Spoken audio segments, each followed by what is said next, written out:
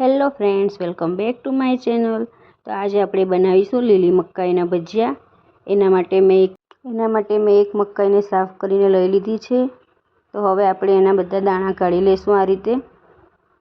તમારી પાસે આવો મકાઈના દાણા કાઢવાનો હોય તો એનાથી કાઢવાનું, નહીં તો પછી ચપ્પુના મદદથી પણ આસાનીથી નીકળી જાય છે।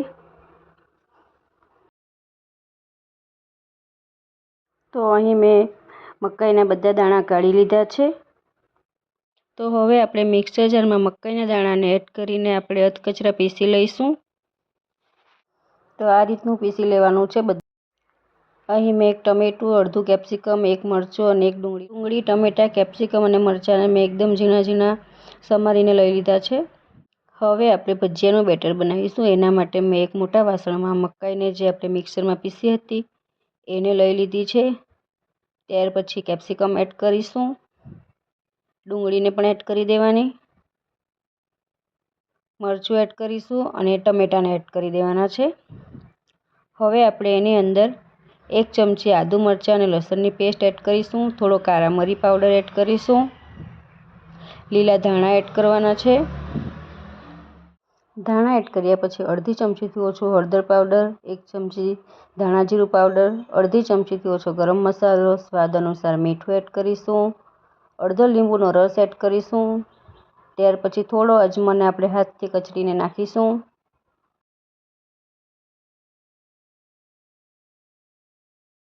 એક વાડકી બેસન એડ કરીશું, ચણાનો લોટ।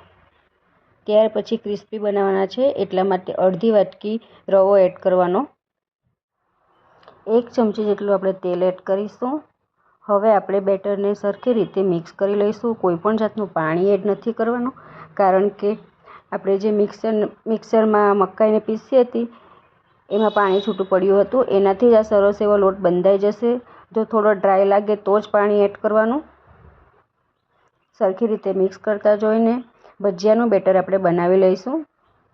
તો અહીં મને બેટર થોડું ડ્રાય લાગે છે એટલા માટે અહીં થોડું પાણી એડ કરું છું। જરૂર જણાય એટલું જ પાણી એડ કરવું, વધારે પડતું પતલું ખીરું નથી કરવાનું એટલા માટે।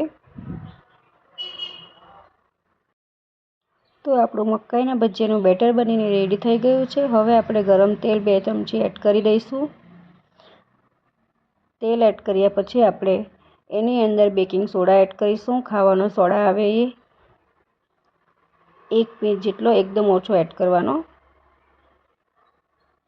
ખાવાનો સોડો એડ કર્યા પછી આપણે એને સરખી રીતે બેટરમાં મિક્સ કરી લઈશું, જેથી ભજીયા બહારથી ક્રિસ્પી અને અંદરથી સોફ્ટ બને એટલા માટે। અહીં મેં કઢાઈમાં તેલ ગરમ થવા માટે મૂકી દીધું હતું। તેલ સરસ ગરમ થઈ ગયું છે। હવે આપણે એની અંદર મીડિયમ સાઇઝના ભજીયા મૂકી દઈશું। આ રીતે એક વખત તેલમાં આવે એટલા ગેસની ફ્લેમ મીડિયમ રાખીશું। મીડિયમ ફ્લેમ રાખીશું તો જ સરખી રીતે એ અંદરથી પણ એકદમ કૂક થઈ જશે અને બહારથી પણ ક્રિસ્પી બનશે। એટલા માટે મીડિયમ ફ્લેમ પર જ આપણે આ રીતે બધા ભજીયાને ફ્રાય કરી લઈશું। આ રીતે પલટાવતા જઈને બધી સાઈડથી કૂક કરી લઈશું। તો આપણા લીલી મકાઈના ભજીયા એકદમ લાઇટ બ્રાઉન થઈ ગયા છે। એક પ્લેટમાં કાઢી લઈશું।